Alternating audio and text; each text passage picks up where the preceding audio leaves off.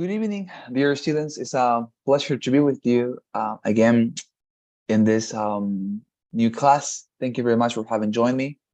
It's as I say, it's an honor to be here again with you. And today we are going to continue with what we have discussed in the previous classes. That is to say, the listening section of the TOEFL exam. Now, before we start, let me share my screen with you, and let me where's this? Let me wish you a happy Students' Day. Maybe many of you who are not from Bolivia don't know that today in Bolivia we have a national day for students, but nonetheless, September 21st is, as I say, the Bolivian National Day for students. Okay, so I just wanted to congratulate you and to say happy Students' Day. All right, although of course you're not from Bolivia, many of you, but nonetheless, happy Students' Day. All right, fantastic. I just wanted to preface today's class with that. All right, so let us continue. As I was saying, it's a pleasure to continue with what we have been discussing, that is the listening section, and I plan to finalize with the theoretical aspects of this section tonight, so that tomorrow we just can move on to the practice. Of course, I think that many of you want to practice for this section, and that is exactly what we are going to be doing tomorrow if we finish today the theoretical aspects. All right, so let's get into it. Here we are. Yesterday we saw a lot of things.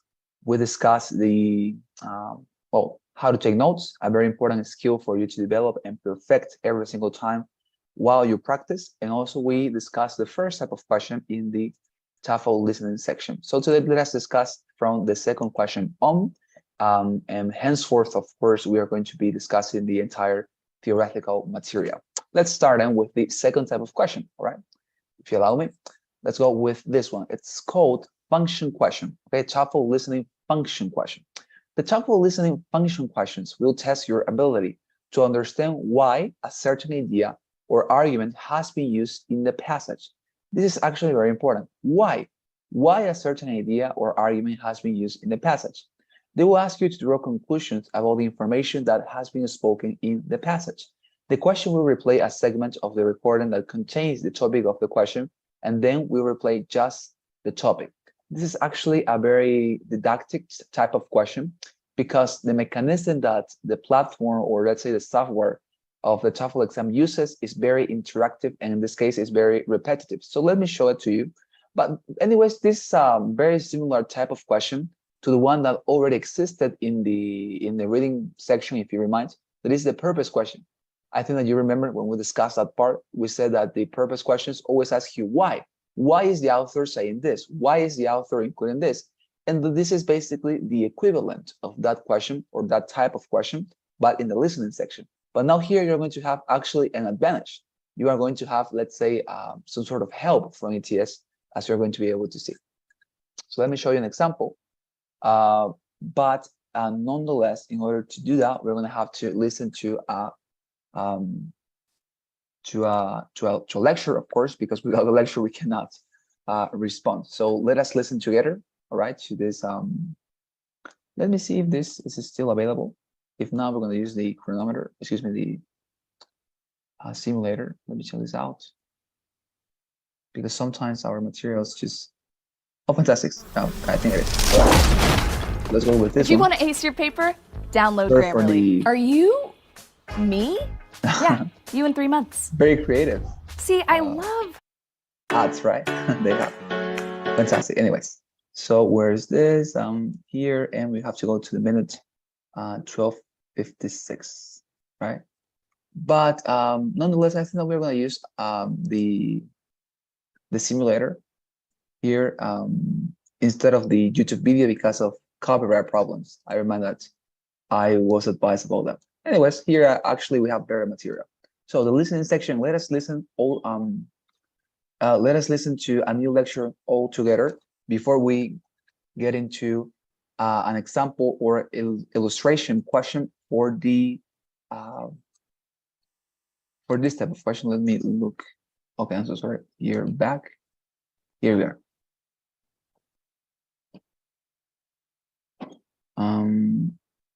Here we are. Fantastic.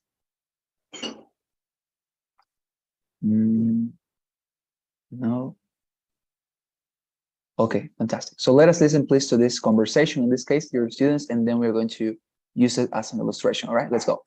Now listen to a conversation between. Oh, by the way, if you're able to take your notes, applying all the concepts and recommendations that I gave you yesterday, it will be fantastic. All right, so please try to apply everything we learned yesterday, and please listen to this conversation between a student and a faculty member of a university. Between a student and a professor. So, Aaron, in your email you said you wanted to talk about the exam. Yeah, I've just never taken a class with so many different readings. I've managed to keep up with all the assignments, but I'm not sure how to. How to review everything? Yeah. In other classes I've had, there's usually just one book to review, not 3 different books, plus all those other text excerpts and videos. Well, developmental psychology is a little more, involved compared to some other subjects. You've looked at the study guide, I assume. Kind of. Yes. I mean, I haven't gone through the whole thing yet. I'm still just doing the stuff on the first page. You haven't looked at the second page of the study guide at all yet? No, I've barely had time to go back over the first 2 readings from the first page.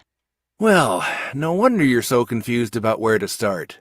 Let me show you a copy of the study guide. Look here. See what it says at the top of the page? This first page is just a list of all the texts and videos that'll be on the test. The actual guide is on the second page. See? Oh, wow. And it says what I need to remember from each reading. Uh-huh. So for example, from the Intro to Adolescent Psychology book, you only need to review the developmental stages from Chapter 2. And it looks like I need to know everything from the main textbook, the big one. Right. You'll want to review all the core concepts in the first 4 chapters of Development Through Lifespan. Well, almost all. I forgot to mention this on the study guide, but the test won't really go into Freud's stages of development. Those are a little, outdated compared to newer research. But we're still going over all of Piaget's developmental stages for children, right? Exactly. And notice that you only need to review about half of the supplemental readings, just the ones that focus on adult psychological development, and the video on Alzheimer's disease, the brain disorder in elderly people. See, I marked it right here. Okay. I feel like I understand a lot better now. I guess I should have looked at the second page, huh? Yeah, and I actually did mention that in class. You know, you really should have checked with your classmates before coming to me. Well, I've always studied alone before. I don't think students should be studying solo in any class. It's always better to study with a partner or a group.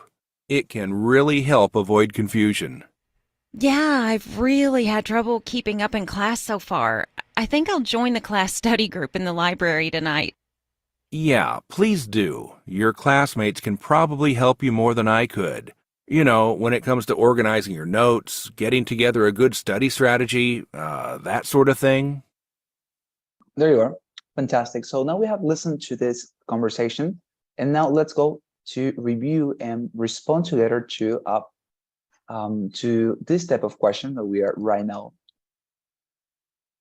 discussing.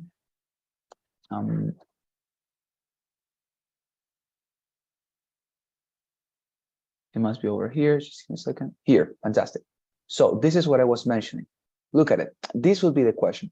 Why does the professor say this? And now, maybe you are wondering, what does the professor say this? But what is that part, or what is that particular phrase, or let's say quotation, that the question is asking us for? And the response is that in this case, as I was telling you, here ETS is going to give you an advantage, or it's going to give you a benefit. You're going to listen again, not to all the listening passage, please don't get excited, but to just a little part, little recording of the entire conversation you listen to. You're going to listen to actually to 2 different parts. First of all, you're going to listen to, let's say, a normal portion, not very much short, but let's say a portion that gives you context about the question. And then you're going to listen specifically the sentence that they are asking you for. Why does the professor say this? Let us listen, and then you're going to understand. So, of course, you are not going to be displaying or let's say initiating the recording on the actual exam. But on the actual exam, the voice in your headphones is always the one that initiates everything, right? Now listen to this. There's a sound like a beep, beep, and then you listen to all the material, of course, right? You don't have to press play in any part of the exam. Always everything's automatic, but in this case, I'm doing that because, of course, this is a simulator, no? So please let us listen. Listen again to part of the conversation. Then answer the question. And As I said, it's like you're going to listen, first of all, to part of a conversation, okay? To a not very much short, but anyways, not too long part of the conversation that is going to work for you to have context. And then you're going to have to listen to the specific sentence that the question is asking for. Let's see. notice that you only need to review about Then answer the question. and notice that you only need to review about half of the supplemental readings, just the ones that focus on adult psychological development, and the video on Alzheimer's disease, the brain disorder in elderly people. See, I marked it right here. Why does the professor say this? And the video on Alzheimer's disease, the brain disorder in elderly people. See, I marked it right here. As you can see, first of all, it gave you a little bit of context. It lets you listen to a part of the conversation and then to a very, very tiny part, right? So the question is asking you, what does the professor say the last sentence? Listen again to part of the conversation. Alzheimer's disease, and the video on Alzheimer's disease, marked it right here. Why does the professor say this? Here, why does the professor say this? That is the part you have to, in this case, use as, let's say, the material, or you have to use this sentence as the center of your response, because it is about that particular sentence, or it is about that particular part of this recording that you need to respond about, not the rest. The rest is just the context. The first part is the context. The second part that it is displayed in the audio is what the question is asking you for. Okay, so why does the professor say this? Whenever you listen to that, then pay attention to specifically that particular sentence, okay, not to the entire context. The rest is just, as I say, for giving you context, for having you informed about the things that have been said before this. So let's go. And the video on Alzheimer's disease, the brain disorder in elderly people. See, I marked it right here. Fantastic. So it says, why does the professor say that last phrase that we have just listened? First option, he wants the student to understand that Alzheimer's disease never affects children. 2, he's offering to lend the student a video that she can watch before the exam. 3, he's suggesting that the video is more important than the readings. Or 4, he's telling the student that the exam will include some information from a video. So why does the professor say this, right? And that sentence. So one of these options is true. There is a reason why the professor is mentioning that particular phrase. All right, let's listen to the sentence one more time. Listen again to say this. Does the professor say here? Why does the professor say this? And the video on Alzheimer's disease, the brain disorder in elderly people. See, I marked it right here. There you are. All right. It's very important. Fantastic. So before we respond to this one, let us go and check out some recommendations I have for you. So in order to respond to this type of question correctly, there are some questions you need to ask yourself. To effectively respond to this type of question, you must ask yourself, what effect does the alluded portion have over the context or topic? It might initiate, correct, imply, redirect, or rhetorically, postulate something. Pay attention to the alluded portion's mode as well. It could be interrogative, exclamative, subjunctive, indicative, and so forth. These are actually very similar recommendations to the ones that I gave you for the purpose question in the reading section. But now remember, we are in the listening section, and this type of question is called function question. But as I say, it's basically the same than the purpose question. This is simply asking you why. There must be a reason why the professor includes a particular topic. As human beings, we always have reasons for doing things, right? We have a reason for going to the university, a reason for, let's say, laughing, a reason for crying, and it is not the exception in our speaking. So when the professor or any other person says something, there is a reason. So in this case, basically the question is asking you that reason. Why does the professor say this? And that is the sentence that you listened and you need to respond. Why did the professor say that particular phrase or sentence? So as I say, think about the sentence that we have listened to. Let us listen to this again. Listen again to part of the conversation. Then answer the question. And notice that you only need to review about half of the supplemental readings, just the ones that focus on adult psychological development, and the video on Alzheimer's disease, the brain disorder in elderly people. See, I marked it right here. Why does the professor say this?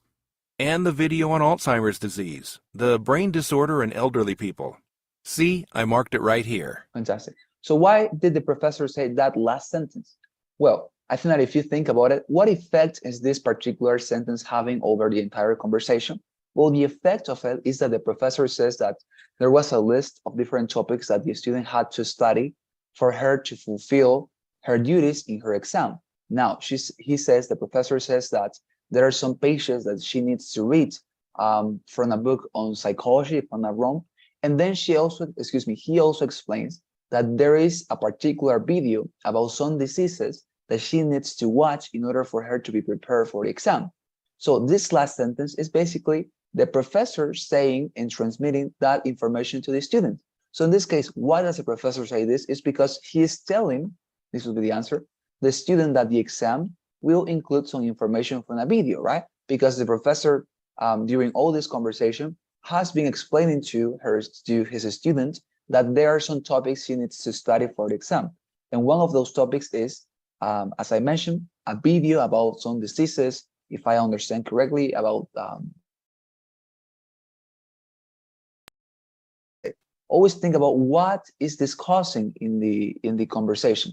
And what this is causing is that the student is informed that there will be a video that she needs to study and watch before the exam, right? That is the reason. He's telling the student the exam will include some information from a video. Do you have any question, dear students, about how to respond to this question? By the way, this mechanism of always repeating the context and then the particular sentence is going to happen in your exam, okay? So please get used to this. Actually, this is a very easy question because it allows you, as I said, to listen again to a part of the conversation. Do you have any question, Camila, Alexander, Paulina, Lucia, or Nathalie, about the function question?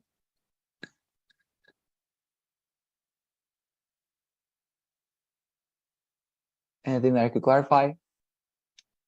Questions? Okay, Lucia says it's clear. Nathalie as well. What about the rest?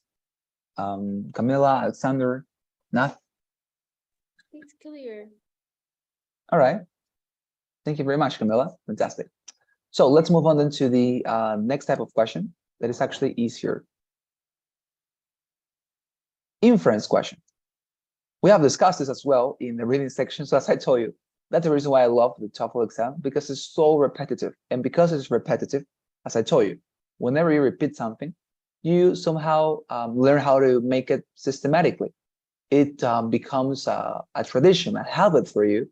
And when something becomes your habit, something that you do naturally, that's it. You can perfect it unto perfection, I would say. So get used to it. That is a TOEFL exam, very repetitive, okay? So inference questions, you usually look for very similar, the inference questions are very similar, as I say, to the inference questions that we have reviewed in the reading section. Now, these inference questions, in order for you to identify them, are going to look very similar to these examples. Okay, here I'm going to show you the wording of these questions, so that when you identify a question similar to this one, you say, oh, this is an inference question. Okay, so for example, what can be inferred from the professor's discussion of X? What will the student probably do next? What is implied when the speaker says this, right? And then we play a short segment. So sometimes this question will replay a sentence from the recording for you. Sometimes it will not. What do I mean by this? That maybe for these inference questions, the same mechanism for the second question is also going to be present. But let me tell you, most of the time, for inference questions, you don't have that option. It's something, of course, aleatory. For some test takers, for some particular questions, inference questions, you receive the recording again. You listen to the recording, to the context, and to the sentence. Sometimes, and as I say, most of the time, you don't get it, okay? So get used to responding to these inference questions without the out. Now, let's see an example.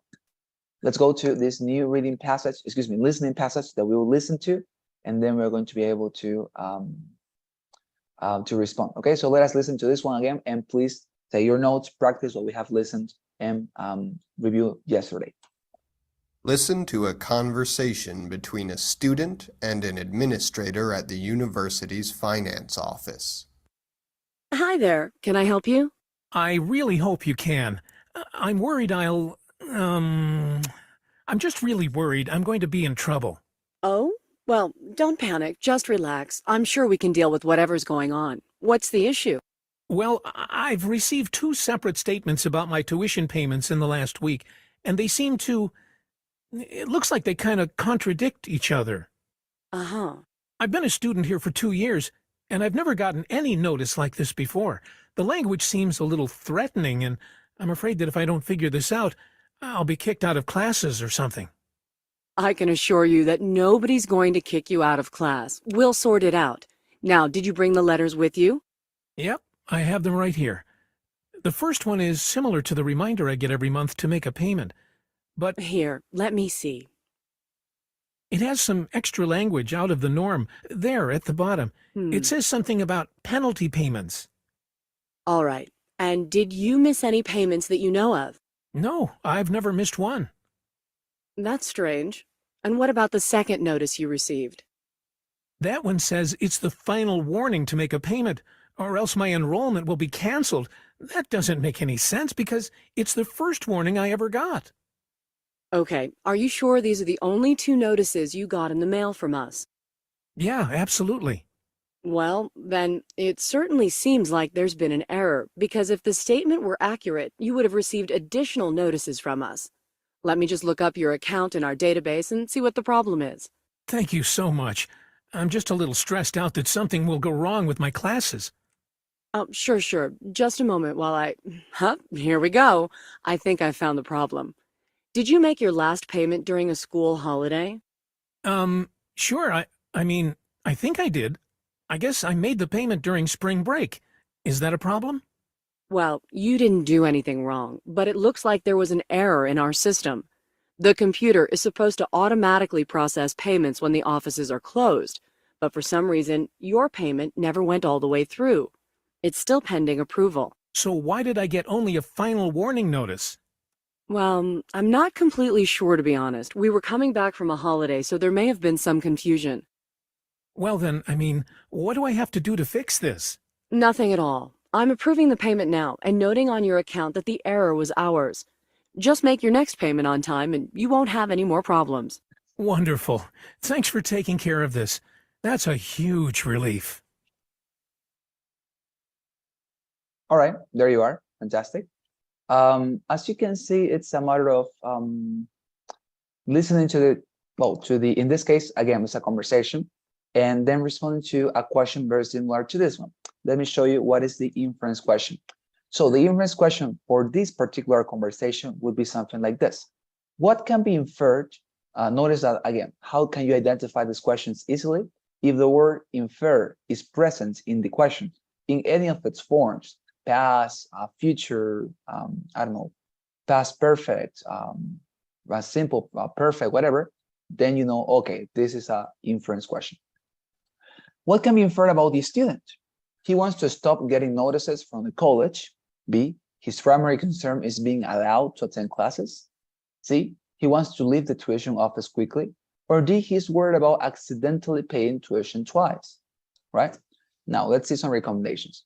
Don't forget that although you are asked to infer something, this doesn't mean you can separate yourself from the passage and let your imagination to fly. You must infer, yes, but you must do it only with the information provided in the passage. This is something that I told you already. An inference is a logical conclusion that you can make out of certain material you have. Let's say information, a reading passage, a conversation, whatever you have. If you receive information, you can infer and conclude something logically from that information, but you cannot do it as you wish. It's like you cannot use your imagination, no, but to conclude rational and logical things from the information you get. Very important. Just from the information you get. Even if one option is a logically valid inference, let only the passage and its information to guide you. If you know something about the topic, not even that should be a parameter for you to infer. Again, okay, very important. So what can be inferred about the student in this case? We have seen how to infer. Well, basically in this case, we have to let the information to give us a suggestion about what could be true of this student that, although has not been textually mentioned, in this case in the conversation, we can infer because the information allows us to conclude that particular conclusion or that particular inference. In this case, the correct response, dear students, is actually B. His primary concern is being allowed to attend classes. And I'm going to tell you why this is the correct answer. There is one part in the conversation when the student says, actually, one of the first things that he says to this I don't know, to this faculty member of the university, or maybe to this I don't know, receptionist or whoever was helping him, he says that he is afraid to be kicked out of classes, right? He is afraid to be kicked out of classes. And remember that in this case, we have to infer, we need to conclude something that is not textually mentioned in the conversation. And for example, the fact that the student says this as one of the first things that he talked about with the person who was helping him, I think tells you very much that his primary concern was being allowed to attend classes. Also, this is repeated from at the end of the listening passage when he says that he does not want to be banned from classes. He wants to attend classes. So this is one of the common factors of this conversation during the entire course of it. The student is constantly saying, hey, I don't want to be kicked out of classes. I don't want to be banned or barred from classes. No, I just want to stay here. So the correct answer is, as I say, his primary concern is being allowed to attend classes. This is something that we can infer because of the information I tell you that the listening passage has given us. For example, A, he wants to stop getting notices from the college is not the correct inference. Why? Because the student never says that he is upset or mad with the fact that the university is giving him notices. No, what he is actually mad about, or what he is complaining about, is that he receives an extra notification that says that he is not paying, when he actually says that normally he receives the notice from the college that he has paid after he pays. But in this case, although he has paid, he has received a notification saying that he hasn't, and he needs to pay, because if he doesn't, he will be banned from classes. So as I say, this is incorrect because it's confusing information. He is not mad or angry because of receiving notices from the college. No, he's not, because he's receiving an extra notice from the college that says that he will be kicked out of classes. Okay, so this is not the correct inference. As you can see, it's confusing information. Be very careful. C, he wants to leave the tuition office quickly. Again, this is not true. There is not any single sentence in the conversation that says something like, I'm so sorry, please, could you hurry up?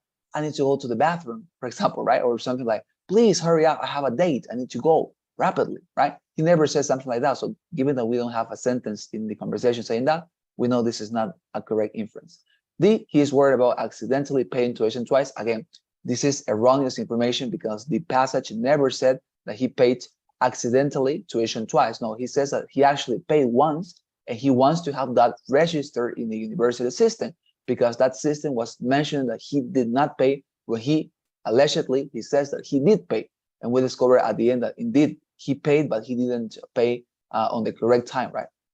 So this is what you have to do to make a conclusion, a logical conclusion from the information the passage gives you, always having a justification, just as the ones that I give you.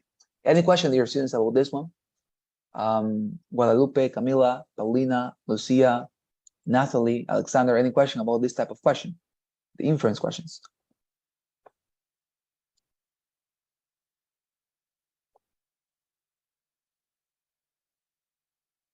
Something, please tell me, dear students. I'm going to be delighted to respond.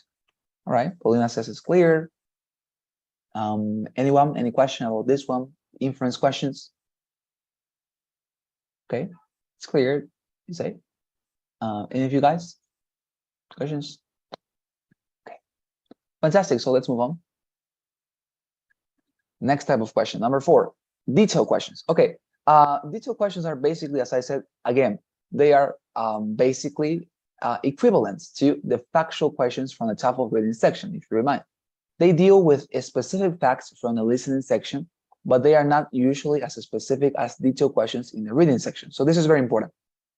Although this question is very similar to the factual questions that we already saw in the reading section, here there is a difference, that in this listening section, they are not going to be that much strict nor demanding. Why? Because they know that, of course, in the reading section, you had the opportunity to reread the reading passage as many times as you wanted. In this case, they know that you are just listening to the conversation once. Therefore, they are going to be very much, I would say, flexible, and they are not going to ask you for a specific information that is super, super, super, let's say, tricky or tiny, something super, super, super difficult to respond. In this case, they know that you are not listening to the conversation twice, so don't worry. They are going to ask, as I say, information about things that you would be able to respond, considering that you have just listened to it once. Okay, so because you don't have the option of listening up to the recording a second time, you will depend on the information that you wrote in your notes and also, of course, in your memory in order to respond this question that, as I say, is basically going to ask you about a particular part of the conversation. For this reason, detailed questions in the listening section rarely deal with very specific information, as I told you, as for example, numbers or names. This is something very important because maybe you are somebody who likes to, in your notes, you like to write down names or dates or numbers whenever somebody in the conversation or in the lecture mentions it. But if you are in the listening section, listen to me, you are not required to write down in your notes numbers, names, or dates. Why? Because they are never asked.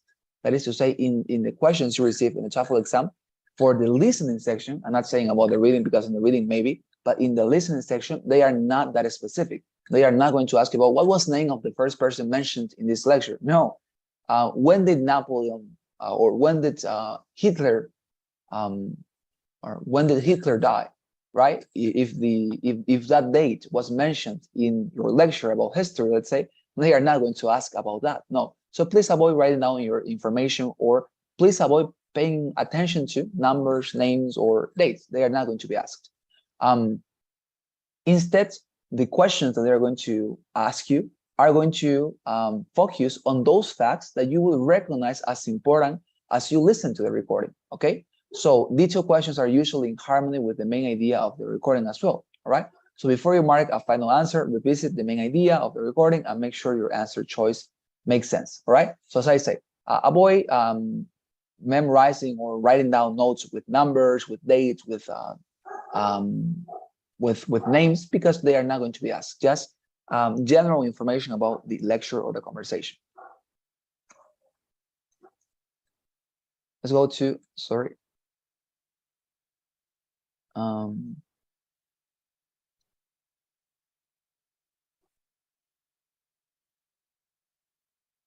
Where is this? It's here.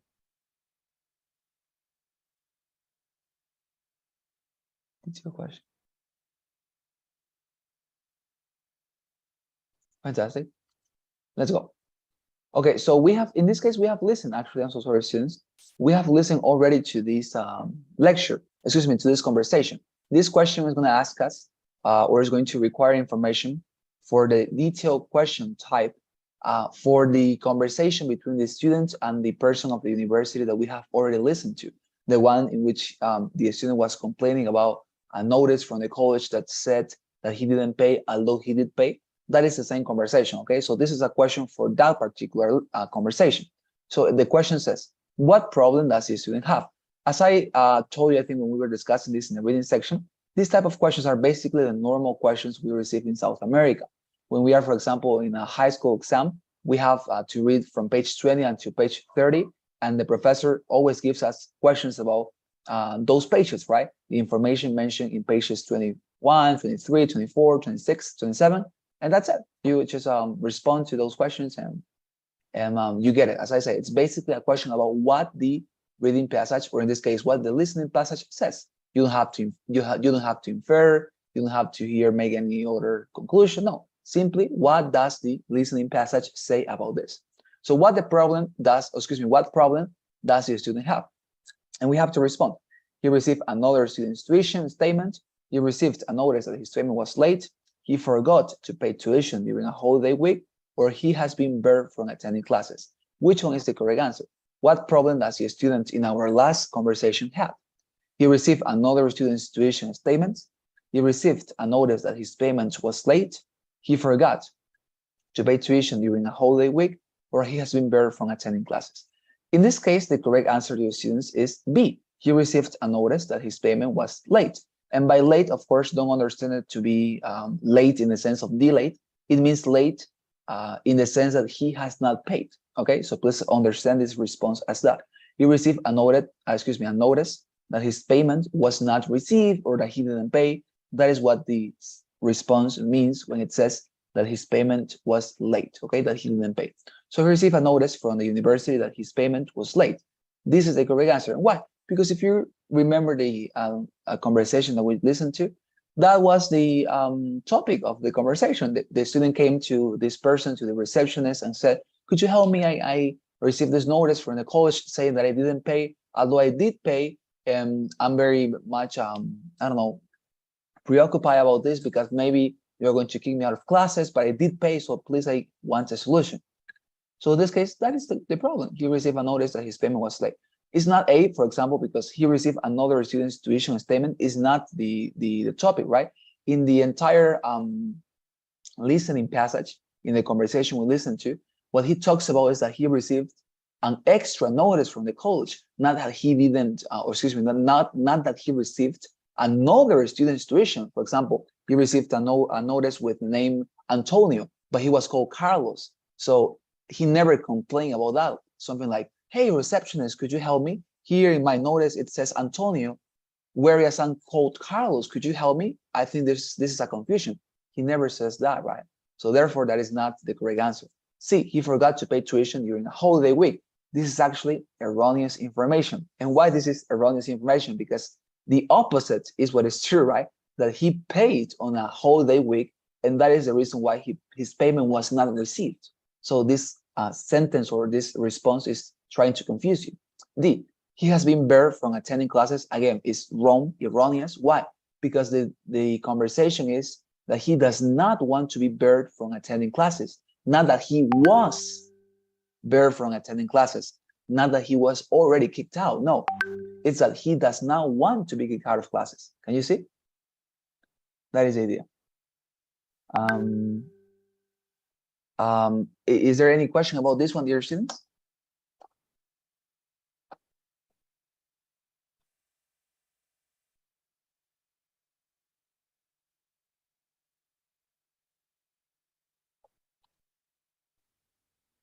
All right, Paulina and Natalie say that it's clear.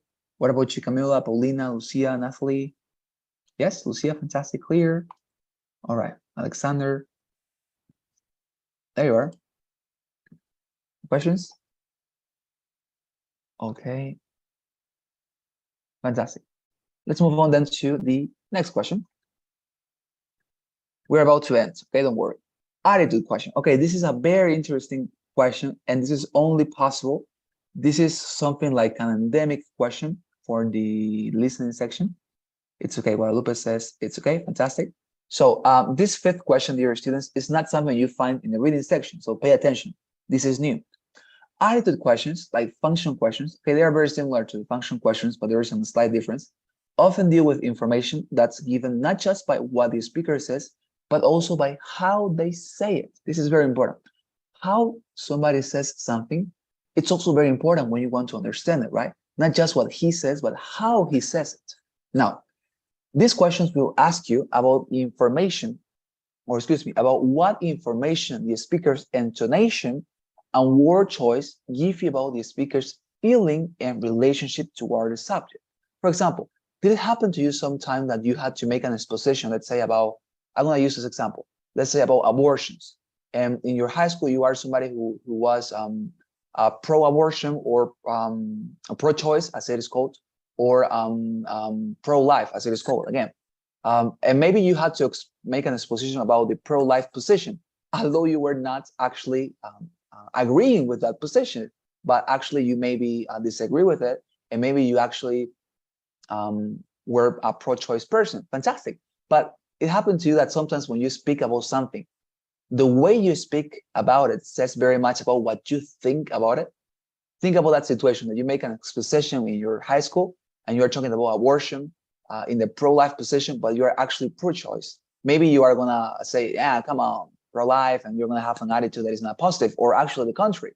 if you are pro-life, you have to defend the pro-choice. Maybe the intonation you give, the word choice you give, says very much about what you actually think about the position you are making exposition about. Although you are talking about it, maybe you don't agree. Maybe you just I don't know, don't like the position. That's it. As I say, in this case type of question, you need to pay attention to that, to the intonation of the speaker. You need to pay attention to the word choice that he is utilizing, how he's speaking, what words he's using. And by doing so, what you have to do, as I mentioned, it's basically to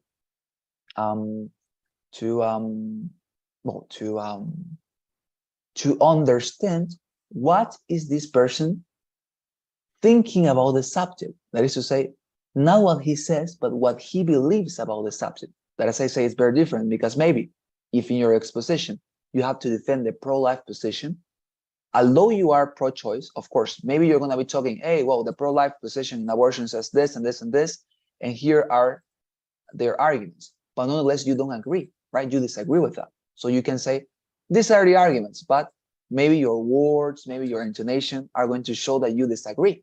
So maybe not every single time what we speak is our actual opinion. That is what I want to clarify. That you are not paying attention to what the professor says, but what he thinks of the subject he's saying. Okay, that is what I wanted to clarify. So here, okay, so again, this is a question that asks us about the professor's attitude toward Botticelli. This is a lecture that we actually listened to yesterday, if you remind, Botticelli's subject, when the professor said, right, Botticelli is an example of a tendency that artists fall in and out of popularity over a long time, over a long time, etc., etc. We'll listen to it. So it's not necessary to listen to the conversation again. Maybe you can go for your notes that you wrote yesterday, and then you can refresh your mind a little bit. But the question will be, what is the professor's attitude toward Botticelli? Notice that the question itself is saying, you are not actually, in this case, asked to respond what the professor said about Botticelli, but what the professor's attitude toward Botticelli is. That is to say, what did the professor think about Botticelli personally? Okay, that is the question. It's not asking you about factual information. What did the professor say?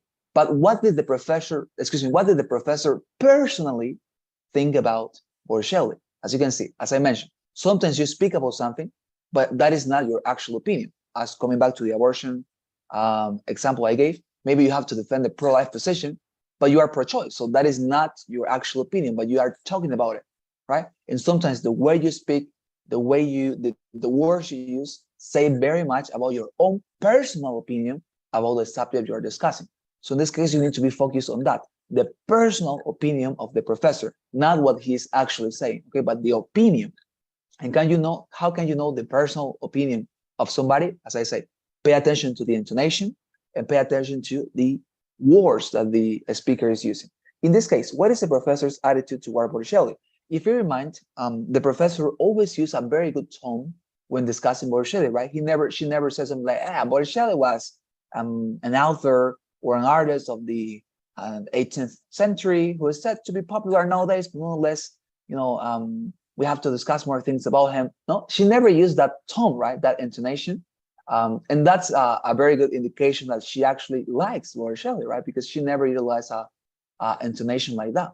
Also, she used some particular words to describe Botticelli, and I think that is going to be the most important element in this case for us to give or for us to choose the correct answer. So let us see the possible responses we have. Option A would be, she enjoys some of his work, but not all of it. B, she sees him as an obscure yet important artist. C, she believes his career teaches us about larger social structures. Or D, she does not know why students don't know more about him. All right, this is the correct answer, dear students. Dear students, and now, excuse me, this is not the correct answer. This is the last response. That was what I meant. I'm so sorry. Okay, not that the D is the correct answer, but this is the last response. So what is the correct answer in this case? The correct answer for this question is, she sees him as an obscure yet important artist. Let me tell you why. You know that she considers he's an important artist because, as I told you, during the entire lecture, if you're reminded, she never used a bad intonation when discussing him. She never said, well, we're going to discuss Botticelli. Botticelli was actually a painter who lived in the 18th century, and today he is very famous, right? She never said that. She always spoke very much respectfully about him. Actually, I would say with amazement, right? She always said, he's a very good example of what you have to believe and understand about trendings in art, right? She always spoke very much passionately about the topic, and that is a hint you have in order to understand that she saw him as an important artist. Also, how could you know that she believed he was an obscure artist? You can know that she believed he was an obscure artist. Very difficult word, right? Obscure. She actually believes that Botticelli was an obscure artist because she utilized the word religious. Now, let me tell you something. For ETS, for some reason, I don't know why, whenever you mention or whenever somebody mentions the word religious or the words fantastical or any word related to those subjects, fantastical, religious, things of that sort, they understand it to mean obscure, obscuro, okay? So whenever you listen or read something that discusses religion, discusses fantastic literature, things of that sort, for ETS, all right, I'm not sure why, but that is obscure. That is something oscuro. So the fact that the professor mentioned a lot of times that Botticelli was somebody very much known for his religious subjects, even when he was able to paint for non-religious subjects, he was actually very much known and respected for his paintings for the Catholic Church. He or she is in this case expressing that he considered Botticelli to be an obscure artist, right? So that is what I mean. Pay attention to the words that the professor is using. In this case, she talked about his religious and non-religious paintings. So because of those words, you can actually guess that she considered him to be an obscure artist because he was somebody related to religious affairs.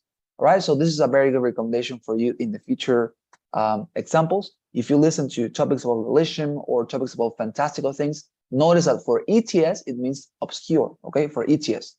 Maybe not for you, okay, and not for me, but for ETS, obscure or obscurity has to do with religion, it has to do with fantastical literature, all right? In this case, this would be the correct answer. So as I say, recommendation, pay attention to the intonation, pay attention to what words is the professor using, as you can see here. Your objective in this question is to deduce what type of personal position or opinion does the speaker have with relation to one specific topic. This position or opinion will come up to you very clearly by paying attention to the wording he's using or the intonation he uses, right? Very, very important. So this is it. Any questions, dear students, about this type of question?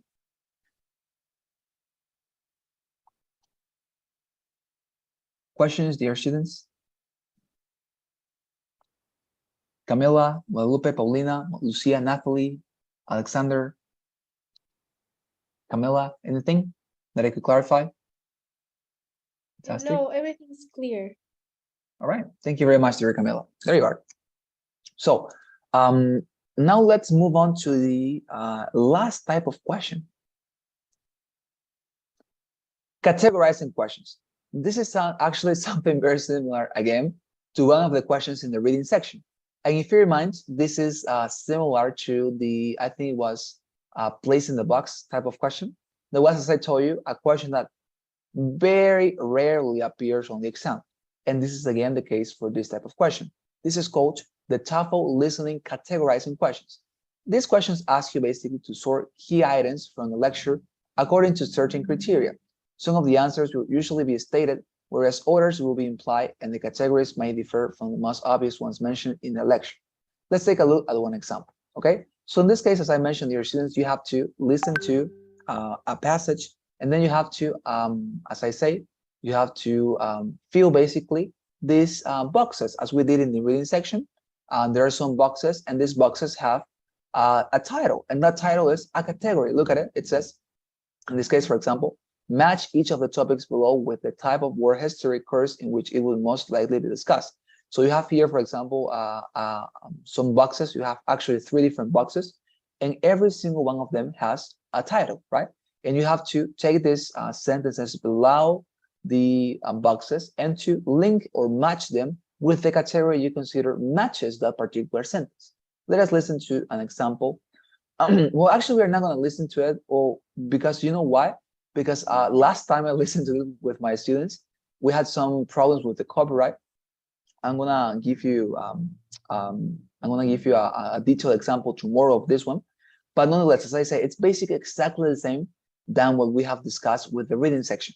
You're gonna have a box, and basically every single box is gonna be a category. Okay, you have a title there that specifies what is that particular category, and here you have some sentences below, right? So what you do, it's basically you take this sentence. If you think it matches the category, then you place it there. For example, let me give you an illustration. I listened to this lecture, although you're not going to be listening to it right now. Tomorrow we're going to listen to it. But the problem is that, as I say, for example, the contributions of Native American art to United States culture. Let me summarize for you what the subject of this lecture was. The lecture was basically about 3 different approaches to historical investigation. The first one was the Western heritage model. The second approach was the different cultures model. And the third approach was the patterns of change model. As you can see, every single one of those approaches is a category. Look at the box. The Western heritage model is a category. The different cultures model is a category. And the patterns of change model is a category. So as I say, all of these approaches that have been discussed in the lecture that I listened to, that was about methods for historical investigation, is a category. Now, here you have some sentences, and the question asks you, match each of the topics below with the type of word history occurs in which it would most likely be discussed. That is to say, these sentences, do they belong to a particular approach for historical investigation?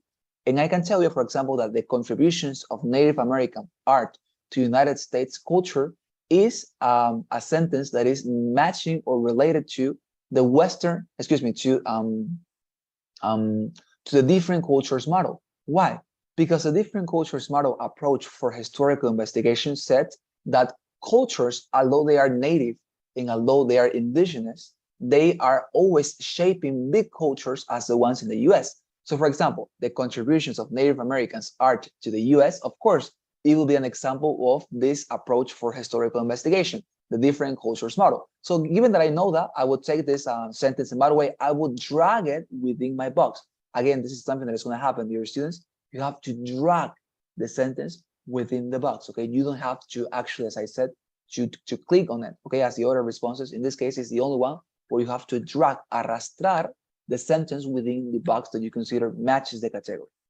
Second, the independent discovery of printing techniques in Asia and Europe. I know, for example, because I listened to this lecture, that this would belong to the category of the patterns of change model. Why? Because that approach to historical investigation said that you had to always think about how different cultures reacted and, let's say, experienced different events in human history. So, for example, the independent discovery of printing techniques in Asia and Europe is, I would say, a very good illustration of that model. So given that I know, okay, it matches the category, the patterns of change model, I take this sentence and I drag it within the box. La arrastro dentro de la caja, and we know that that is a correct response. Finally, ancient Roman foundations of the US legal system. This would be a sentence that matches the category of the Western heritage model. That, as I say, I listened to this lecture and basically talked about how some cultures from the Western civilization of ancient times, as you know, the Romans, the Greeks, all these huge civilizations that shaped our world, how they influenced in human history. So how ancient Roman foundations how ancient Roman foundations influenced the U.S. legal systems. Of course, it is an example that matches this category, the Western heritage model. Right? So is there any question about this one, dear students? That I repeat, by the way, you are very rarely going to find this type of question. Nonetheless, again, you see the boxes, you see the categories, you have listened to this, you use your notes, and you dragged the response that you consider to be the one matching the category that the title indicates to you. Any question? Camila, Guadalupe, Paulina, Lucia, Natalie, Alexander?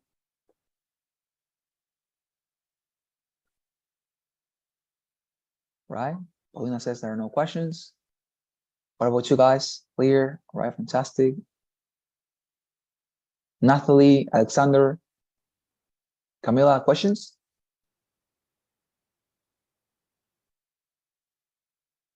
All right, fantastic. So you say there are no questions. Okay, so we're going to stop today's class here. Tomorrow, dear students, we're going to practice, okay? So please don't miss tomorrow's class. Tomorrow, we're going to be practicing a lot, okay? So we're going to listen to a lot of reading passages, excuse me, not reading, listening passages, lectures, conversations, and we're going to apply everything we have learned, and we're going to discuss the responses, okay? So please don't miss tomorrow's class. We're going to practice together, and we're going to be having a lot of fun as well, all right? So please, I'm going to stop sharing this. Don't go. I need to take your assistance, and please, your students, help me with the traditional poll, okay, that we always fill. You know, you help me a lot by filling it positively, right? So please look at your screen, collaborating with that. And now I'm going to take your assistance. Please listen to your names. Here we are. Excuse me a second.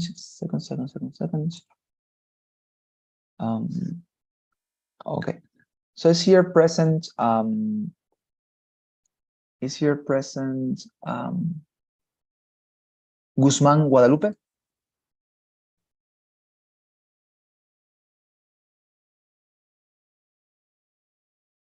Okay. Guadalupe is not here today. What about Sonia Raquel?